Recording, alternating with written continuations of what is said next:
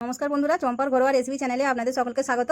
আজকে বানাবো নিরামিষ পটল সোয়াবিন কষা। তার জন্য আমি পটল নিয়েছি, 3টে আলু নিয়েছি, 2টো টমেটো নিয়েছি, 1 বাটি সোয়াবিন নিয়েছি।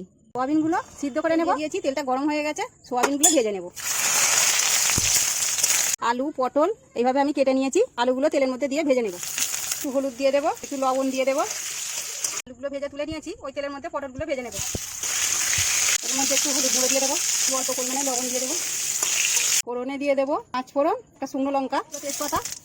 মশলাতে নিয়ে নিয়েছি আদা, শুকনো লঙ্কা বাটা, জিরে গুঁড়ো, হলুদ গুঁড়ো, একটু গোলমরিচ গুঁড়ো, ধনিয়া গুঁড়ো। মশলাগুলো এবার দিয়ে দেবো। রাখা 2টো কাঁচা লঙ্কা দিয়ে দেবো, টমেটো চেঁচে রেখেছিলাম, টমেটোটা দিয়ে দেবো। মশলাটা কষানো হয়ে গেছে, পটল আলু সোয়াবিন মশলার মধ্যে দিয়ে একটু কষিয়ে নেব। সবজিগুলো ভাজার সময় লবণ দিয়েছিলাম, তাই আমি একটু অল্প করে লবণ দেবো। পটল আলু সোয়াবিন মশলার সাথে দিয়ে কষানো হয়ে গেছে, আর মশলা বাটা জলটা আমি দিয়ে দেবো।